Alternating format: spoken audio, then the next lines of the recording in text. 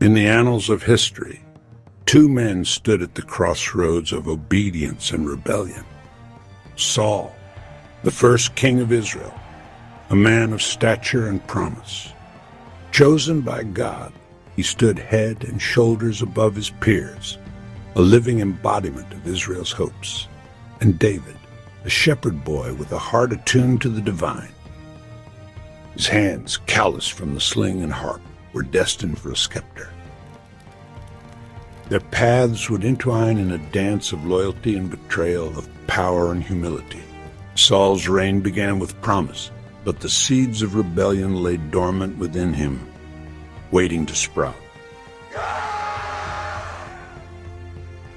In a moment of impatience, Saul offered a sacrifice, usurping the role of the prophet Samuel. I have sinned. His disobedience echoed across the land, a harbinger of his fall from grace. Meanwhile, in the fields of Bethlehem, a young shepherd tended his flock. David, ruddy and handsome, was anointed in secret by Samuel. He carried the weight of destiny on his shoulders.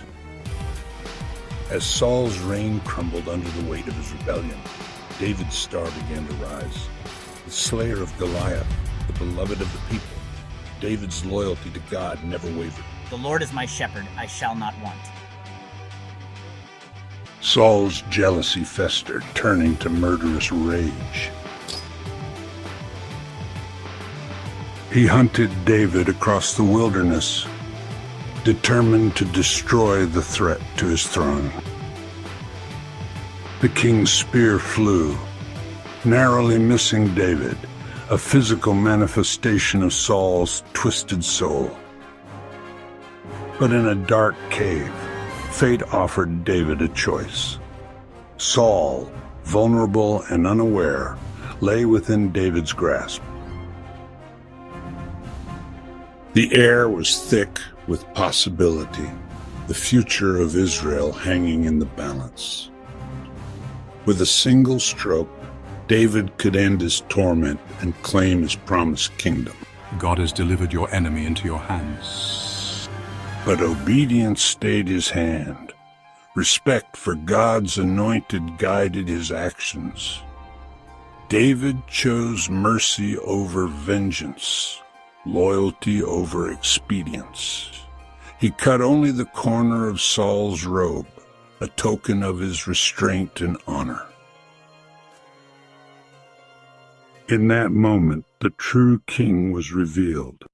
Later, David's words would ring out. The Lord forbid that I should do such a thing to my master, the Lord's anointed.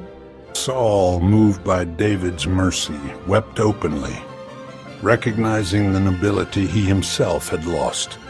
But the king's heart was fickle, and soon he would return to his murderous ways.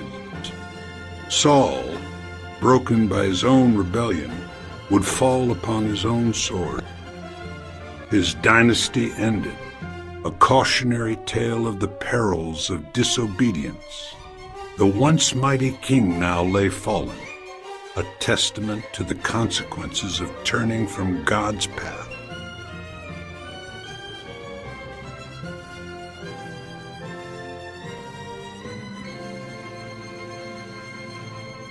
While David, tested and true, would rise to become Israel's greatest king. Two men, two paths, one of obedience, one of rebellion. Their story echoes through the ages, a testament to the power of choice. In the end, it was not strength of arm or cunning of mind that determined their fates. It was the simple, profound choice: to obey or to rebel.